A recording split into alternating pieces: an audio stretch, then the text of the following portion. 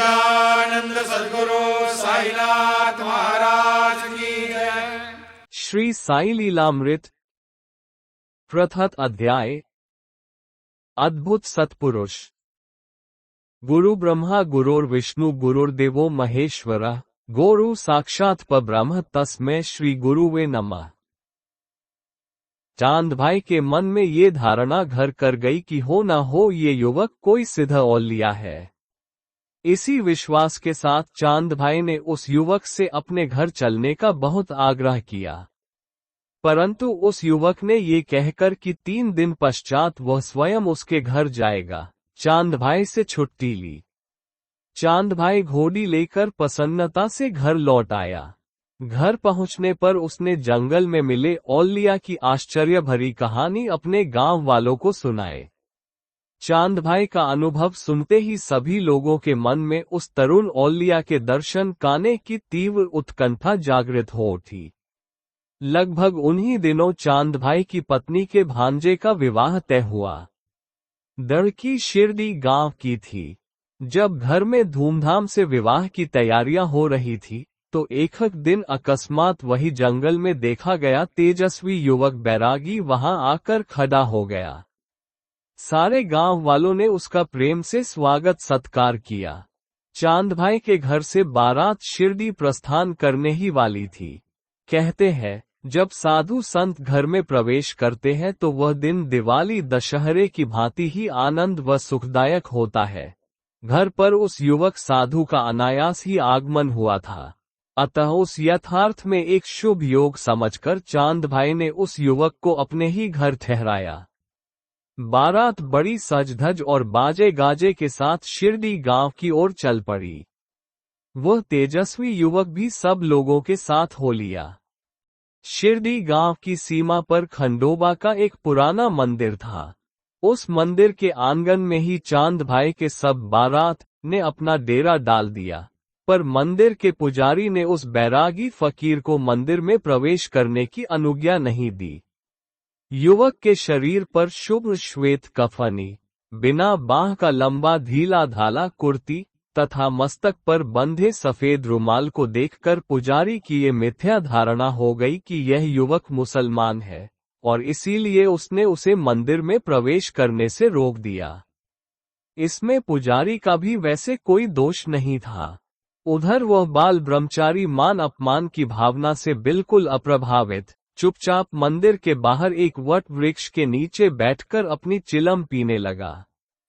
संयोग से उसी समय शिरडी गांव के एक सद्गृहस्थ और उस खंडोबा मंदिर के स्वामी महाल साप्ती सुनार नित्य नियमानुसार वहां आए। वे खंडोबा के अनन्य भक्त थे। शिरडी गांव एक बड़ी सड़क के किनारे बसा था, इसलिए वहां लोगों का आना जाना बराबर बना रहता था। गांव में भी पर्याप्त चहल पहल रहती थी। महाल साप्ती गांव में आने वाले साधु संतों, गोसाई बैरागियों की, इतना ही नहीं फकीर मौलवियों की भी बड़ी आस्थापूर्वक आवभगत किया करते थे, मानो यह उनका स्वभाव बन गया। बड़े अनुभवी होने के कारण वह किसी भी मनुष्य की परख करने में अत्यंत कुशल थे।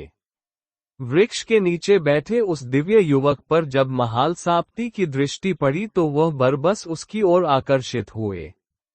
16 वर्ष के उस कोमल युवक के नेत्रों में प्रखर किंतु उतना ही सात्विक तेज देखकर महाल साप्ती ने अनुमान लगाया कि यह कोई छटा मोटा फकीर नहीं है। ऐसी अंतःप्रेरणा होते ही महाल साप्ती ने तुरंत अत्यंत स्नेह आदर युक्त स्वर से पुकारा, आओ साई। यही साई नाम उस युवक ने अपने जीवन के अंत तक धारण किया। बाल्यावस्था में इतने चमत्कारी ढंग से शिरडी में प्रकट हुई उस युवक की मंगल मूर्ति आगे अपनी अत्यंत रहस्यमयी लीलाओं तथा सदुपदेशों के कारण श्री सद्गुरु साईनाथ महाराज के नाम से प्रसिद्ध हुई तथा अपना नाम अमर कर गई। वहीं उन्होंने चांद भाई का साथ छोड़ दिया और महालसा पति के संग वे शिरडी गांव में गए। गांव में महालसा पति ने अपने 2 मित्रों काशीराम शिम्पी तथा आप्पा जागले से साई की भेंट करवाए। शिरडी गांव प्रवेश करने के समय इन्हीं 3 सज्जनों से श्री साई महाराज का सर्वप्रथम परिचय हुआ। वे तीनों ही श्री साई के अनन्य भक्त बन गए। महालसा पति को आगे बहुत वर्षों तक श्री साई महाराज के दुर्लभ सत्संग का अलभ्य लाभ प्राप्त हुआ, किंतु काशीराम तथा आप्पा जागले कुछ ही वर्षों बाद परलोकवासी हो गए। संयोग की बात है, इन दोनों की एक ही दिन मृत्यु हुई, परंतु इसे केवल संयोग कहने के बजाय श्री बाबा का आशीर्वाद कहना ही अधिक उपयुक्त होगा। काशीराम ने श्री साई की तन मन धन से सेवा की थी। आरंभ में श्री साई महाराज को सफेद कफनी पहनने का अधिक शौक था, किंतु काशीराम की इच्छा पूर्ण करने के लिए उन्होंने विशेष ढंग से सिलवाई गई गेरुआ अथवा हरे रंग की कफनी पहनने की परिपाटी आरंभ की। शिरडी में आने के पश्चात श्री साई महाराज अपना अधिकांश समय प्रायः एक नीम वृक्ष के नीचे बैठकर बिताते थे। आजकल ये स्थान गुरु पादुका स्थान के नाम से प्रसिद्ध है। जिस नीम वृक्ष के नीचे श्री साई सदैव बैठा करते थे, वह वृक्ष आज भी शिरडी में विद्यमान है। आरंभ में इसी स्थान पर श्री साई महाराज का अपने भक्तों से उपदेशात्मक संलाप हुआ करता था।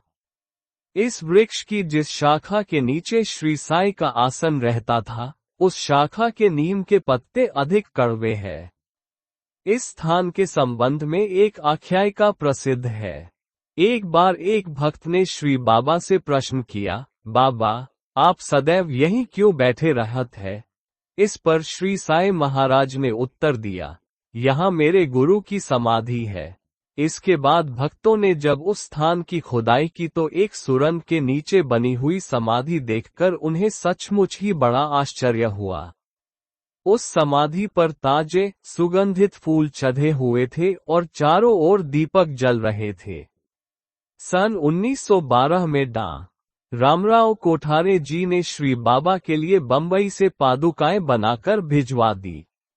उपसनी महाराज ने उनकी शुद्धि की तथा अन्य पवित्र संस्कार किए। तदुपरांत श्री कमलाकर दीक्षित जी उन पादुकाओं को शिव जी खंडोबा के मंदिर से अपने मस्तक पर रखकर श्री बाबा के पास ले गए। श्री बाबा ने उन पादुकाओं का कर स्पर्श किया और ये सच्चिदानंद परमेश्वर के चरण है, इन्हें पवित्र नीम वृक्ष के नीचे स्थान दीजिए, ऐसा आदेश दिया। उसी के अनुसार श्रावण मास में पूर्णिमा के शुभ मुहूर्त में उन पवित्र गुरु पादुकाओं की नीम वृक्ष के नीच प्रतिष्ठा की गई। इस सुप्रसिद्ध नीम वृक्ष के निकट ही जो बंजर भूमि थी, वहां श्री साई बाबा ने एक फूलों का बगीचा तैयार किया। अपने ही हाथों से लगाए गए फूलों के पौधों को सींचने के लिए वे स्वयं ही कंधों पर गगरी भर भर कर जल लाया करते थे। इस समय की श्री साई महाराज की स्थिति को फटा पुराना पहनता हूँ, जहाँ मर्जी हो वहाँ बैठता हूँ, दीवाने के भांति भटकता हूँ, पर ब्रह्मांड निगलता हूँ से समझा जा सकता है। वे कभी गांव के नाले के आसपास भटकते फिरते थे, कभी नीम वृक्ष के नीचे आकर की ओर स्थिर निर्निमेष दृष्टि से देखते हुए ध्यान मग्न अवस्था में बैठते थे, या कभी लहर आई तो किसी के भी खेत में घुसकर चिलम फूंकने के साथ साथ केवल गप्पे लड़ाया करते थे। ओम साई राम। आप इस एपिसोड का अगला भाग अगली पोस्ट में सुन सकते हैं। श्री सच्चिदानंद सद्गुरु साईनाथ महाराज